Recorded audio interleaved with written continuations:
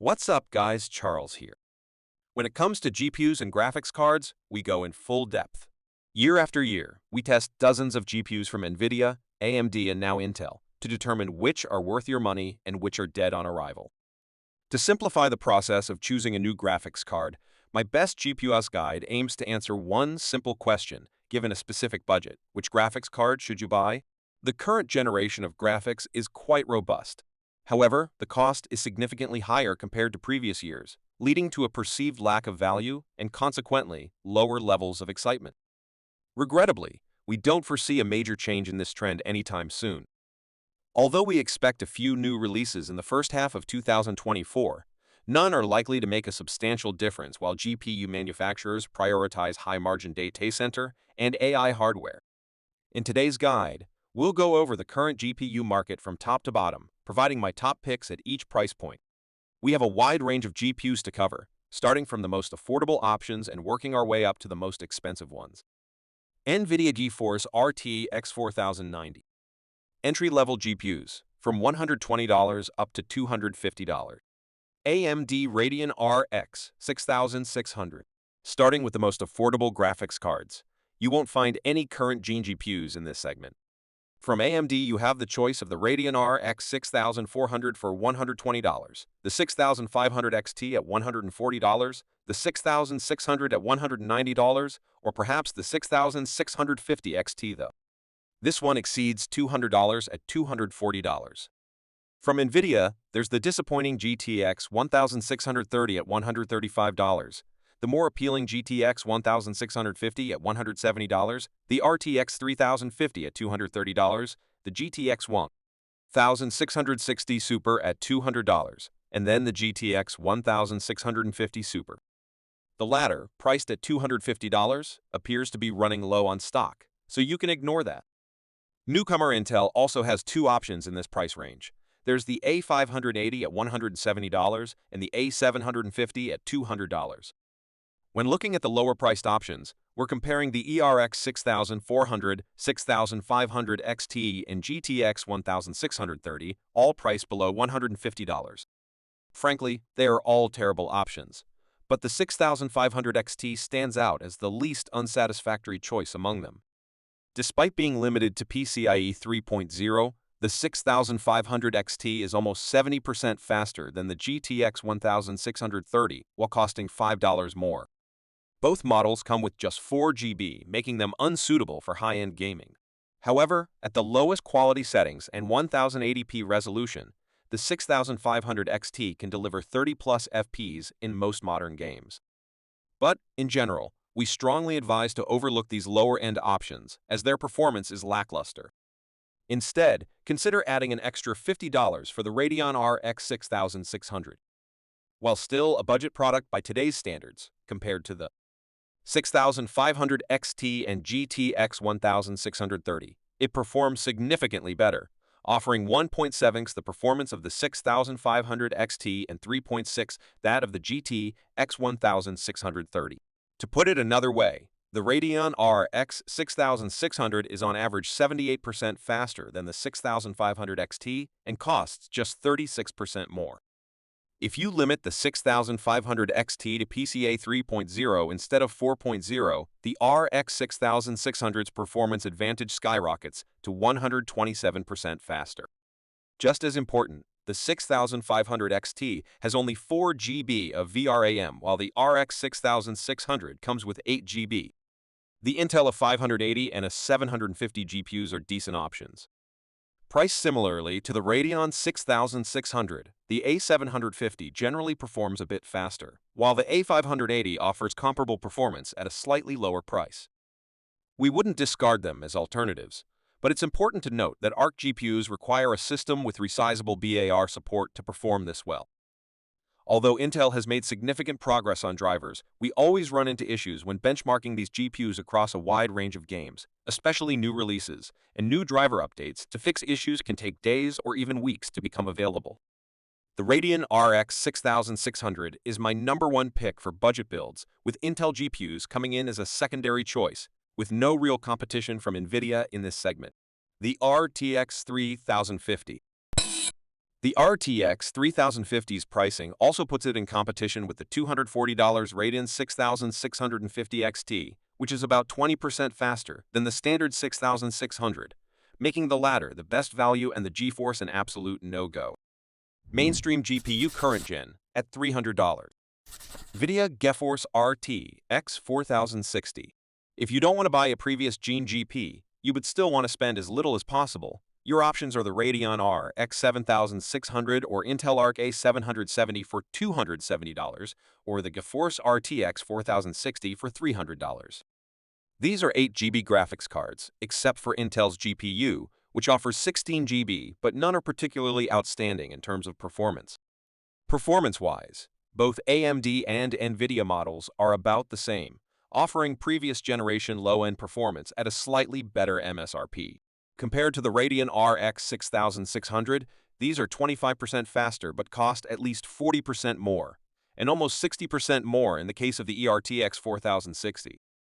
Based on my 15-game average data from the RTX 4060 review, the GeForce GPU produced an average frame rate of 91 FPS, whereas the RX 6600 managed 71 FPS. This makes the newer, more expensive GeForce GPU 28% faster. If maximizing value for money is your priority, purchasing the Radeon RX 6600 and accepting a slight performance decrease can lead to substantial savings. However, if you're set on a current generation GP, either the RX 7600 or RTX 4060 will do. We feel that, in this instance, the GeForce GPU is worth the premium, as it is only 11% more expensive and offers access to DLSS and frame generation. However, the effectiveness of these technologies is debatable for a low-end product designed primarily for 1080p gaming. Ideally, based on their specifications, the RTX 4060 and company should be priced at $240 or below, but unfortunately, these ideal prices are not reflective of the current market. Mid-range performance, $400 to $550. Radeon RX 7700 XT or GeForce RTX 4060 Ti 16 GB. Upgrade pick, GeForce RTX 4070. Stepping up the budget significantly to the $400 to $550 range, you have the option of 5 current generation GPUs. The least expensive option is the 8 GB RTX 4060 Ti, priced at $400 for an 8 GB graphics card. In today's market, that's excessive. Fortunately, the 16 GB RTX 4060 dropped from $500 to a more reasonable $450. Therefore, there's little justification for choosing the 8 GB version. It's better to opt for the 16 GB model, or perhaps consider the Radeon 7700 XT. The Radeon 7700 XT had a lukewarm reception at launch, as its MSRP was only $50 less than the 7800 XT, representing a mere 10% savings for a product that was 16% slower and had 25% less VRAM. However, AMD has since adjusted the pricing, raising the 7800 XT's MSRP from $500 to a more profitable $550. As a result, the Radeon 7700 XT is now 19% cheaper than the 7800 XT, making them similar in terms of cost per frame.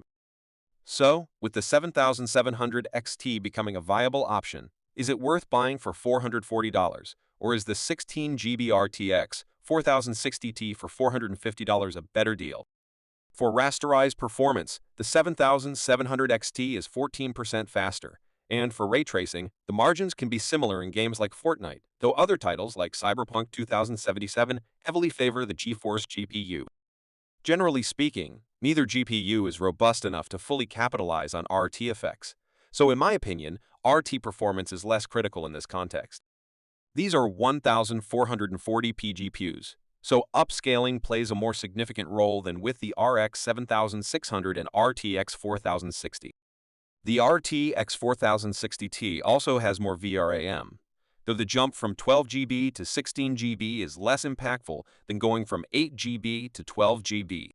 Choosing between the 16 GB RTX 4060 Ti and the RX 7700 XT is challenging, as they are quite similar. However, prioritizing rasterization performance at this tier, we would lean towards the 7700 XT, which offers a notable improvement in 1440p performance, such as increasing the frame rate in Cyberpunk 2077 from 64 FPS to 83 FPS. Nevertheless, the generally superior DLSS quality at 1440p could sway us towards the GeForce GPU for the extra $10. Then we have the 7800 XT priced at $540 and the RTX 4070 at $550. Both GPUs offer virtually identical performance. This time, AMD has the advantage in VRAM capacity, but the increase is only an extra 4 GB going from 12 GB to 16 GB, which isn't likely to make a significant difference anytime soon, at least not for most new games. At a similar price point, we believe the GeForce RTX 4070 is the better deal. It offers improved ray tracing performance and support for DLSS. The 7800 XT would need to hit a price point closer to $500 before we would consider it a more attractive option than the 4070. The high-end, benchmarking your budget Radeon RX 7900 XT or Radeon RX 7900 XTX or GeForce RTX 4080 with a more ample budget for a graphics card. Your options in this segment include the GeForce RTX 4070Ti or Radeon 7900 XT for $780, or if you can stomach it, the Radeon 7900 XTX at $970, and the RTX 4080 at a hefty $1,200. The battle between the RTX 4070Ti and the Radeon 7900 XT is heavily stacked in favor of the Radeon GPU at the same price point.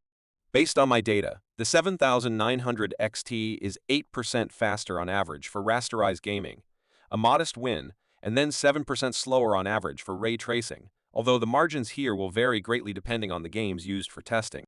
Overall, performance is generally similar, but our main issue with the RTX 4070 Ti is paying $800 for a mere 12 GB frame buffer. While that seems sufficient for now, we feel more comfortable recommending a product with the same performance and price, but with a 20 GB buffer. This might seem excessive, but it's also reassuring. For instance, we've seen how much better the 16 GB Radeon RX 6800 age compared to the 8 GB GeForce RTX 3070, particularly with texture issues in games like Halo Infinite. It's a close battle, and convincing arguments can be made for either option, so we don't have a strong preference. For those seeking even more performance, the Radeon 7900 XTX offers similar value to the XT version, delivering 20% more performance for a 24% premium. It also has a bit more VRAM, although that might be superfluous. The leap from the RTX 4070 Ti to the 4080 is more significant, not just in the 25% increase in performance, but also due to the 33% increase in VRAM capacity from 12 GB to 16 GB, which we believe is now the minimum for a high-end GPU. The price difference is notable. While the 7900 XTX is 24% more expensive than the XT, the RTX 4080 is 54% more expensive than the 4070 Ti. The Radeon 7900 XTX at $970, and the RTX 4080 at a hefty $1,200. The battle between the RTX 4070 Ti and the Radeon 7900 XT is heavily stacked in favor of the Radeon GPU at the same price point. Based on my data, the 7900 XT is 8% faster on average for rasterized gaming, a modest win, and then 7% slower on average for ray tracing, although the margins here will vary greatly depending on the games used for testing. Overall, performance is generally similar, but our main issue with the RTX 4070 Ti is paying $800 for a mere 12 GB frame buffer.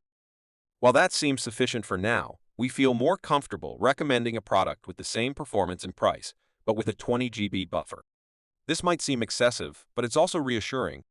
For instance, we've seen how much better the 16 GB Radeon RX 6800 age compared to the 8 GB GeForce RTX 3070, particularly with texture issues in games like Halo Infinite. It's a close battle, and convincing arguments can be made for either option, so we don't have a strong preference. For those seeking even more performance, the Radeon 7900 XTX offers similar value to the XT version, delivering 20% more performance for a 24% premium. It also has a bit more VRAM, although that might be superfluous.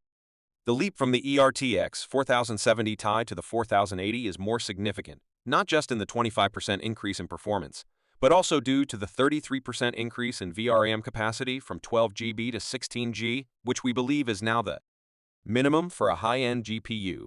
The price difference is notable. While the 7900 XTX is 24% more expensive than the XT, the RTX 4080 is 54% more expensive than the 4070 type. This means gamers face a 24% premium for the RTX 4080 over the 7900 XTX, a challenging premium to justify. The rasterization performance of the XTX is generally slightly better, with little difference overall. The significant advantage of the RTX 4080 is its superior ray tracing performance, especially in titles heavily utilizing RT effects. Then there's DLSS, which surpasses FSR for upscaling and frame generation, though the difference is less noticeable at higher resolutions. Choosing between the two could be quite challenging, depending on your preferences. The RTX 4080 is the better choice if ray tracing performance is a priority, but for rasterization performance, the 7900 XTX offers greater value. There's no clear winner, and certainly no wrong option. It will ultimately depend on your priorities. Money means nothing, give me the best. NVIDIA GeForce RTX 4090. Our final pick is quite straightforward. If you want the best of the best and aren't concerned about the price, you're NVIDIA's favorite sort of person. Step right up and let me introduce you to the RTX 4090 for a cool $2,000. It's meant to cost $1,600, but NVIDIA decided that's too cheap, so $2,000 it is. Buy enough of them and it will be $3,200 before you know it. Oh wait, ASUS already did that. The RTX 4090 wins the ultimate high-end GPU category by default. There's no competition from AMD as it offers 25% more performance than the 7900 XTX, and while it might cost over 100% more at retail, select gamers who want the best there appear more than happy to pay the premium. That means the RTX 4090 has been a massive success for NVIDIA, so don't expect the next generation of extreme GPUs to be any cheaper. If anything, the safe bet would be for prices to increase. Oh my.